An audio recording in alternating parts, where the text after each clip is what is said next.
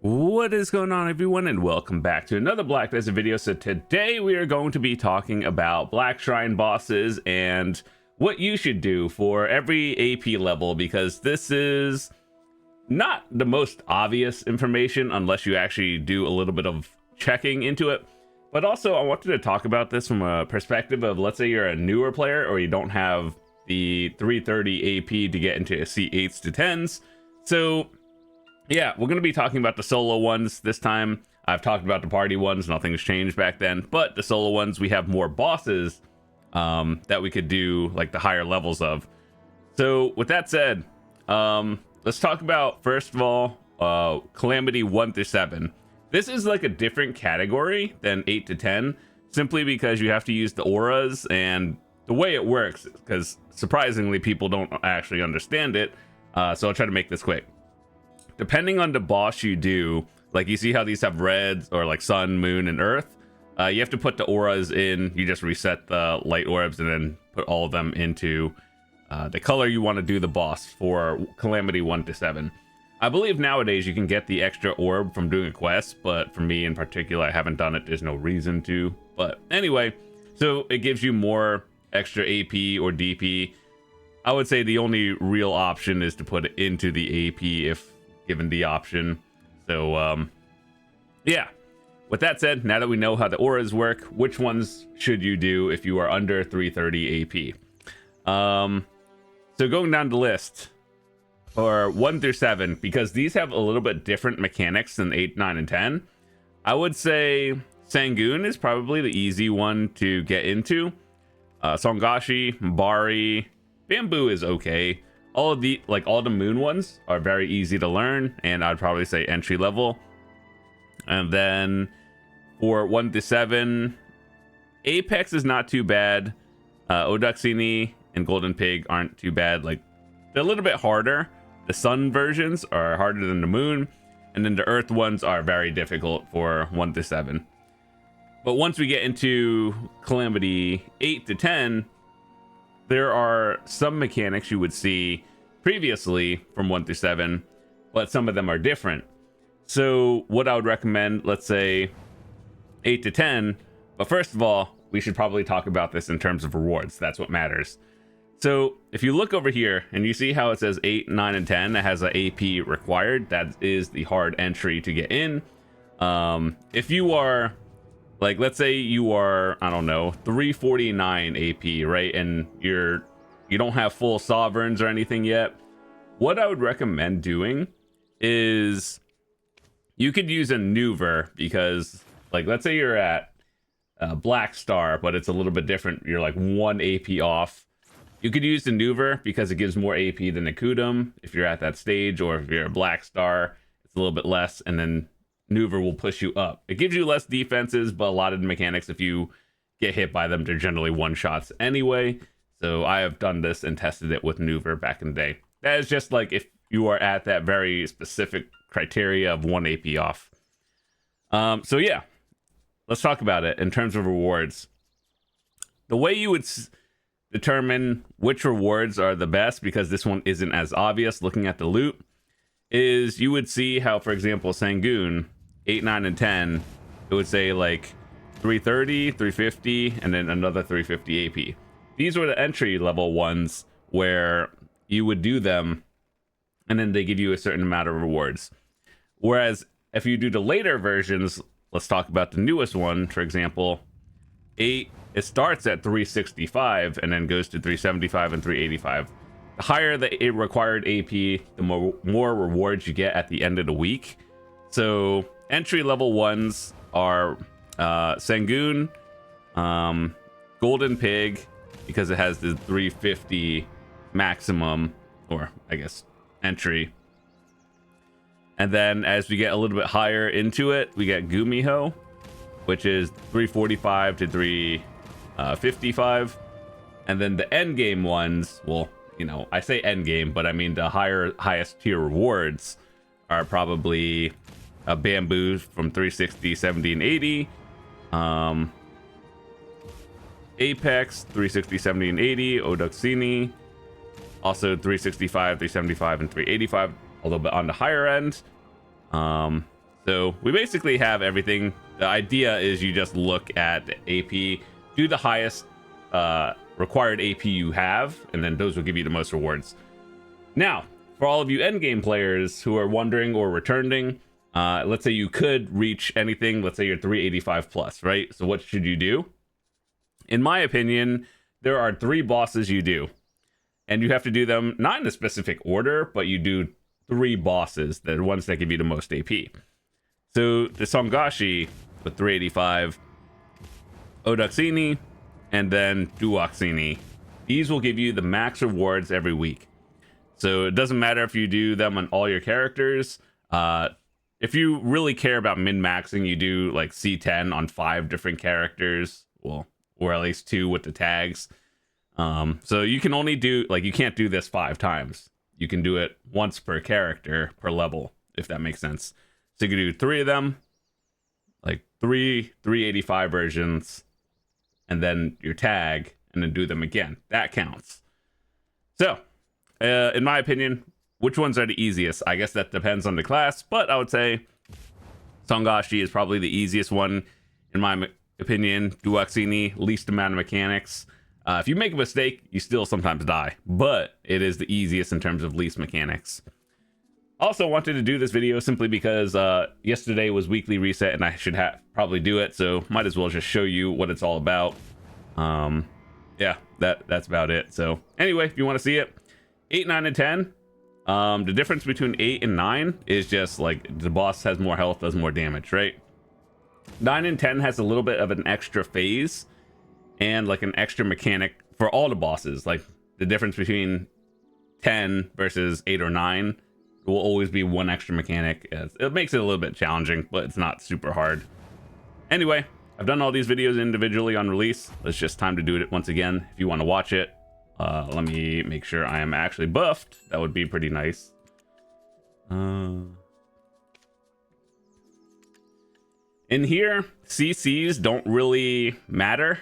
Like it doesn't matter if you're full CC resist, you still get CC'd. And then what I would do is if you feel like you need the survivability, it's fine. But most people just go full damage, like all out attack and everything. It's very minimal if you could do like back attacks and vicious shadows, everything. But I think just overall more AP is probably the way. Aside from that, harmony species does not matter.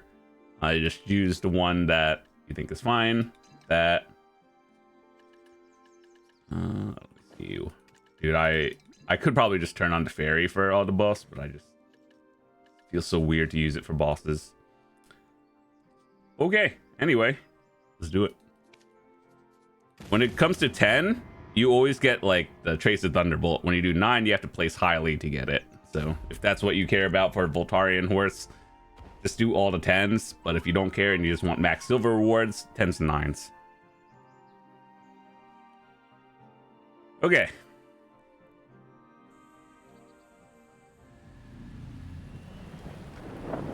So yeah, you'll probably see some different mechanics if you're doing like 1 through 5. And then 5 to 7, and then 8 to 10. They're a little bit different.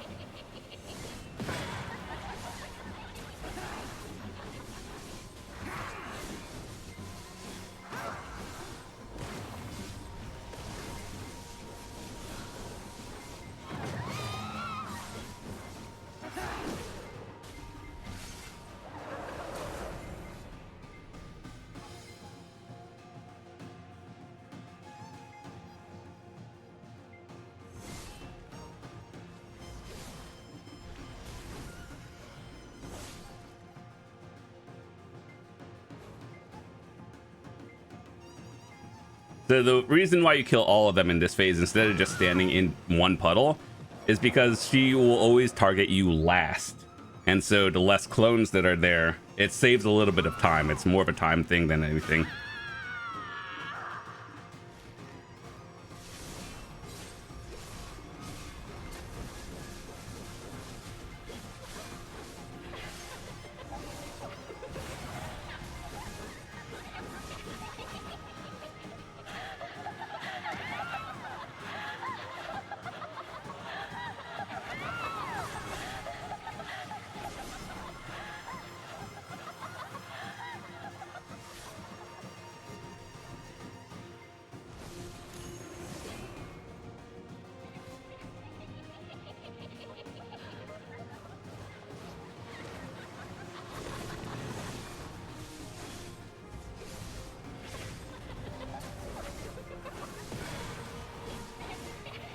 little smoke puddle in the ground will CC you.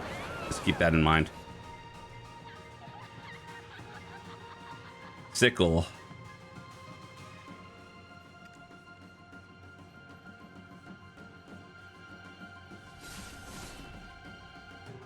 So you look at the text, and then like it gives you a keyword, and then you look at that keyword. If you get it wrong, it's a one-shot mechanic. You'll know you did it right because when she like starts streaming, you only lose 50% instead of a full one-shot.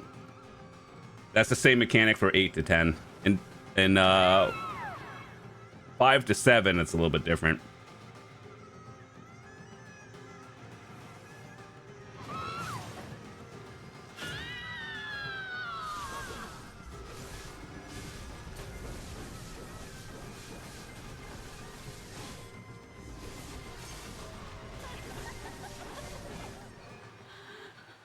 Sub 3, let's go.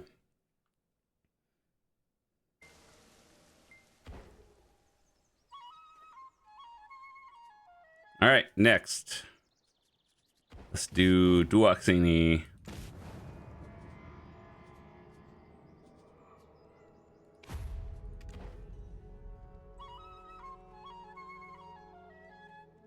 So this one is more of an iframe check. There's a few mechanics you got to look out for, and you know, the ultimate goal is just know your iframe, stand behind the boss, and don't stand in blue. There's one phase that will probably get people, but once you learn it, it's not really that difficult.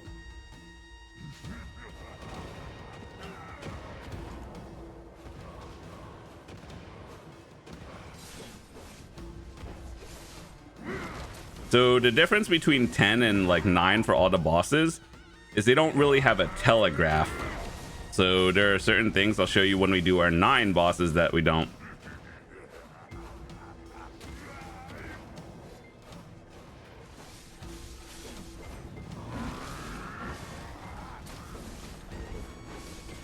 You just kind of look at like what's gonna happen. Ultimately, at the end of the day, it's not really it's only a rush in time if you care about leaderboards. If you just want rewards, and you don't care about time as much, it's so minimal.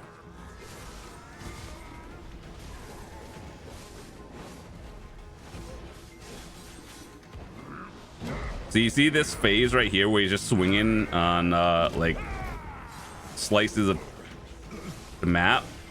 There's a telegraph for tier 8 and 9, or Calamity 8 and 9, not on 10. So you just kind of have to know where iframe it.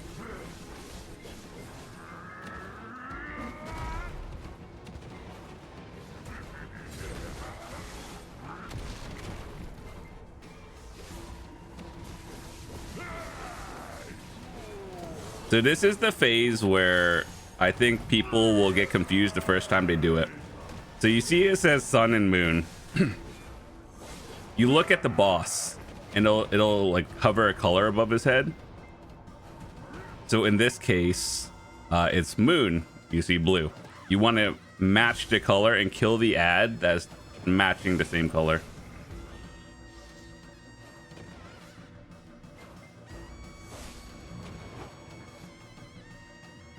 You could damage him, but he has a damage up to the point where it's very minimal. It's like min-max. What I would do in this phase is probably just start getting your buffs up before launching your fat damage abilities. Because you only get like a second to do anything.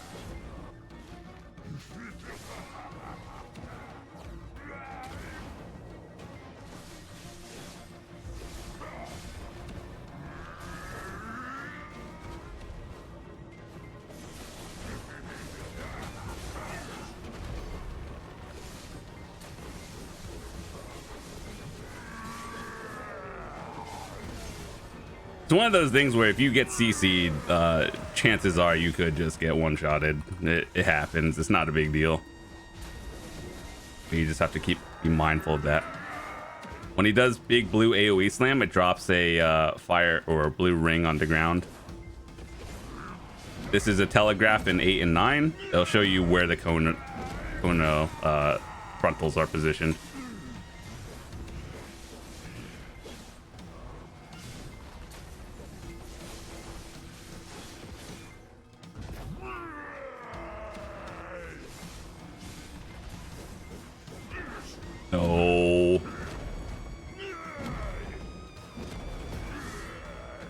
No.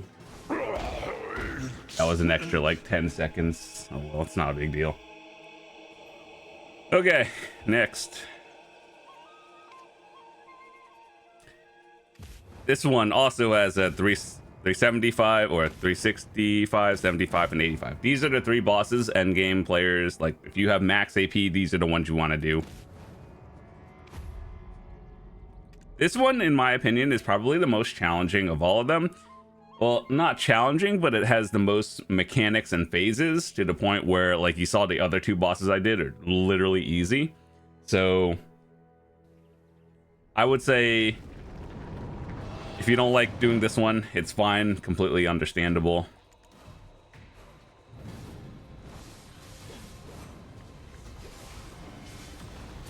So first phase, break all the pillars, iframe that.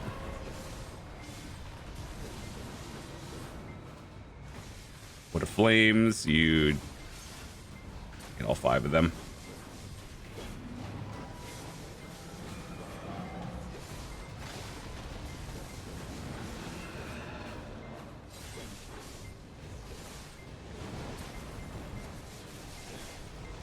The worst part of this, doing it as a Dark Knight, is all your abilities are purple. So are the enemy abilities. It's hard to see certain things.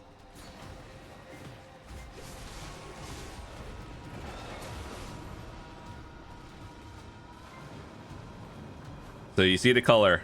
This is blue. Find a blue brazier. Oh my god. And then you break the brazier. The boss is damageable for about like, a few seconds. This is your damage phase. If you take too long, it's just a one shot. And it does it twice. The next is purple. The colors are always in the same spot every time. It's just how much do you want to memorize where the positioning is. That's where time matters.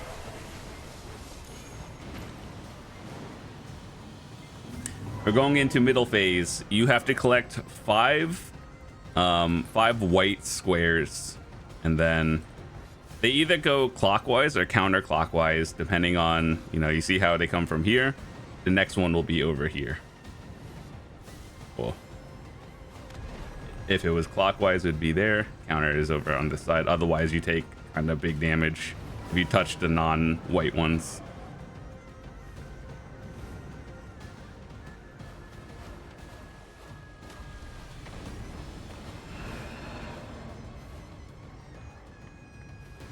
One of those, do you know your iframe kind of things. Once you get 5 of them, you're safe for a little bit.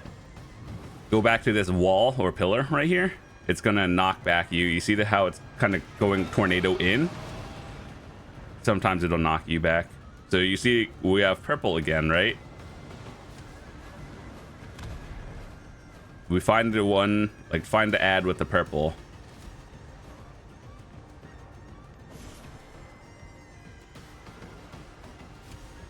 Wait, where is it? Oh, it's over here. I think it might have taken too long. Okay. Purple, you match it, damage phase. Oh god. Green phase. You do this twice.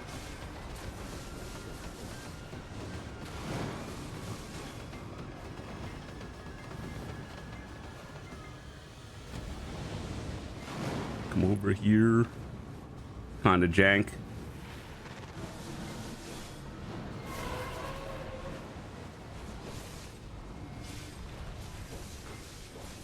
And then this is the final burn phase.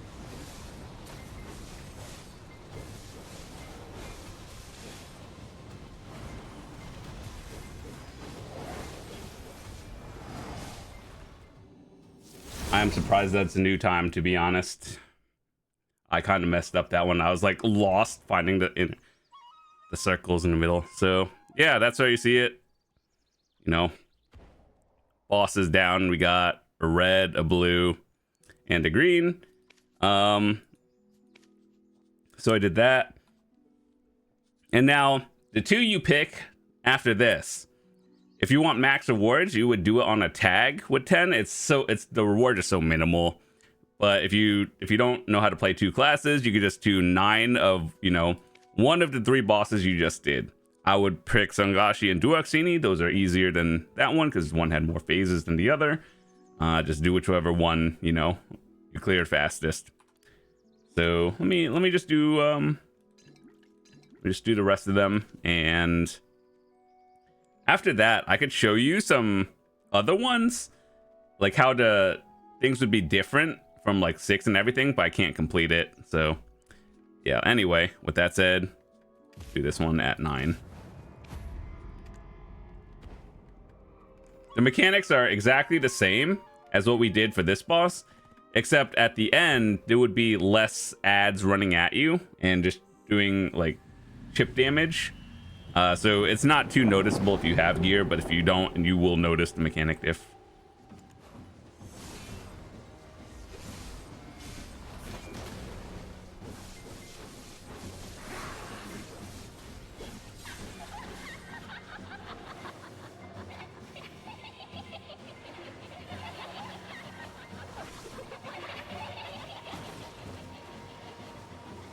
She did that phase. I hate it.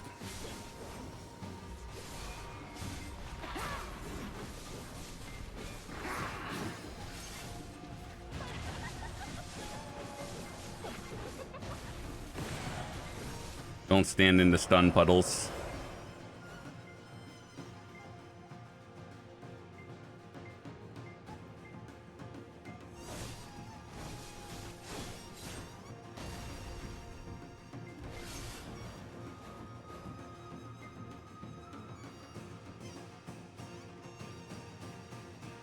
You could be the first one, but you cannot be the second one. Like this phase. I've tested it.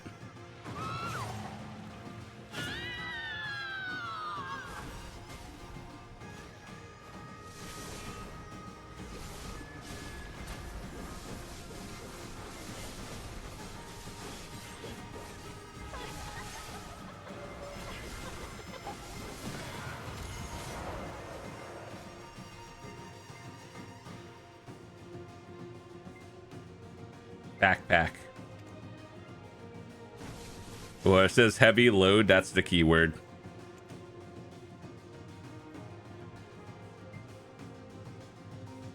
You will always be the last one that targets, so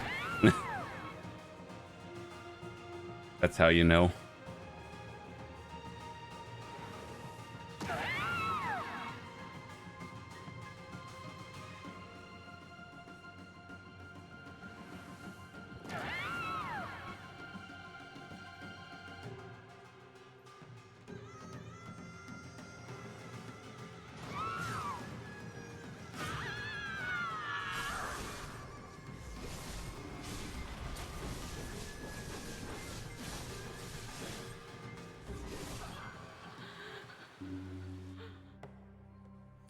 Okay, so before we do the last one, there are a few bosses that I want to show you guys for people who can't do 8 to 10 yet, simply because, 6, like anything under 7, has a few different mechanics. So I want to show you a few of them. I'm not going to complete the boss because I want my rewards, but for people who are learning them, I'll show you what's different.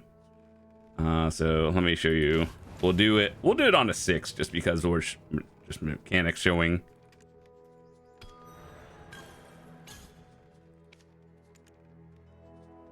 You always just choose AP. You want to be done with it fastest, don't get hit, and yeah.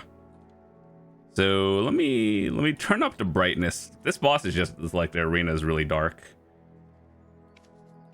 All right, so let's do this one on a 6, and I want to show you what the mechanic difference is, and I'll show you how to look for it. It's not easy to spot when you're first time doing it.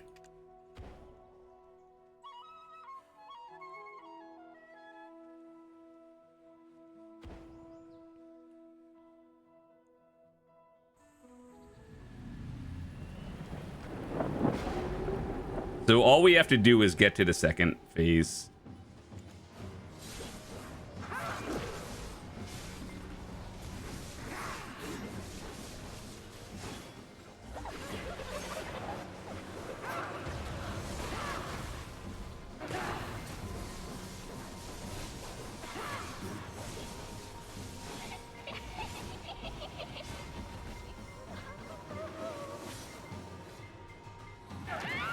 When she does a thing differently, pink is always bad, but when she teleports, she's gonna look like she's crying. You want to be behind her when that happens, 100%.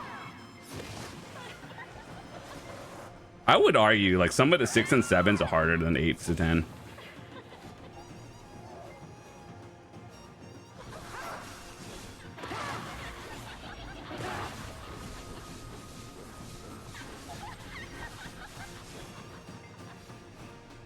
So how you see how she's crying right here? You back attack stun or CC, and then you get a damage window. Then this one is a black arena. You find a safe spot, or that may be the second one. We saw this one before.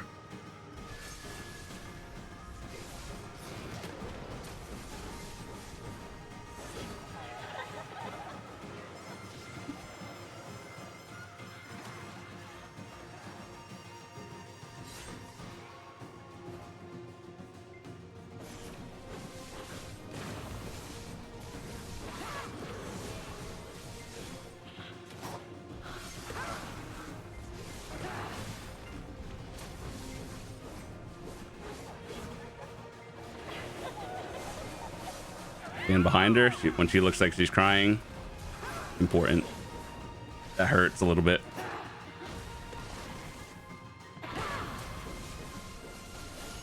Okay, so we're going into the hard phase. So she's gonna pop up with like 6 clones. You could be this one or just get out of it. It's not a big deal. Next one will be starting soon.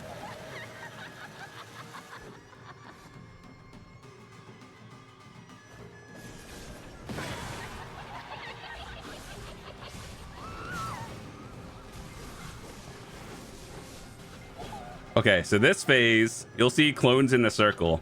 You look for the one that's crying or like black tears. So this one is the real one because you'll see like black tears and it's laughing instead of crying. And then if you kill the wrong one, that's a one-shot mechanic.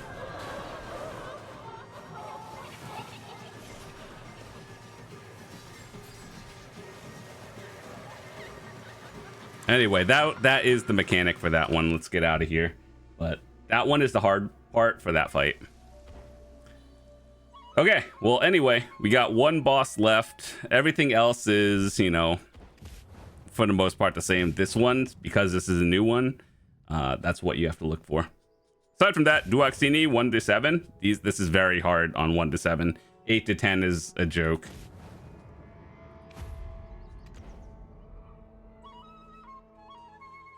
So let's just finish this one, and that's the end of this video.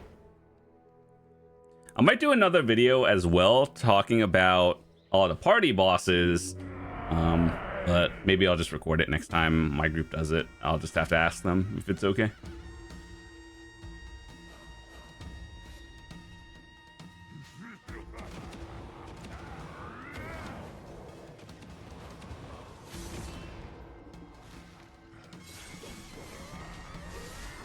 What you're gonna see is, you see how there are blue indicators when he does his forward sweep, and he does it 4 times. On 10 you did not see them, but not 8 and 9 you will.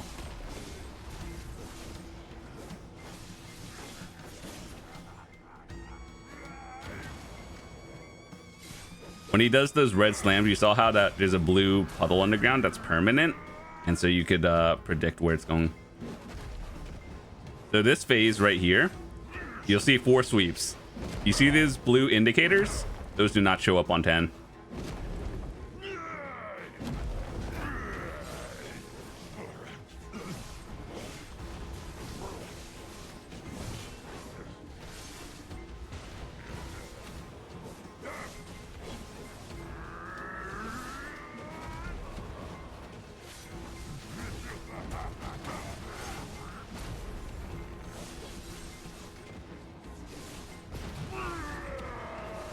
So this is the ad phase and also sun and moon phase that we just saw.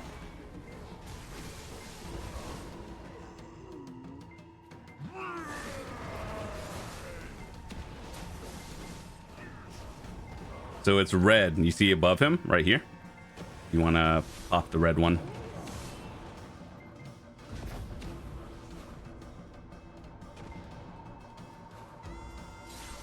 Does it 3 times.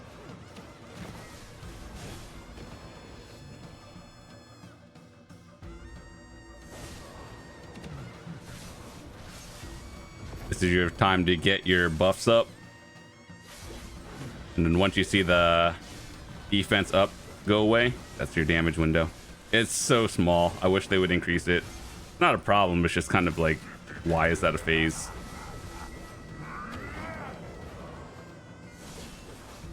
Usually you position that circle a little bit out, but in my case, I know I can, for the most part, survive it or just iframe it.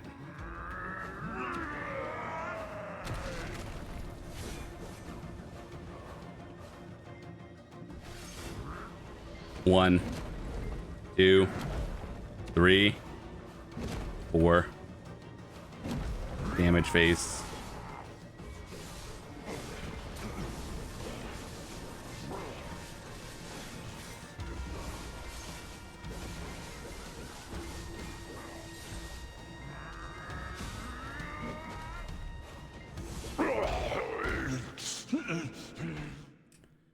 Yep, that's the bosses. I wish for solos, the way it's so weird how Perlibus did it. So like if you do party bosses, right, and you do your 5, you can continue doing them on the same character. You just don't get rewards for the past 5. Like after you do 5, you can continue doing them. However, for solos, once you do your 5, you're locked out.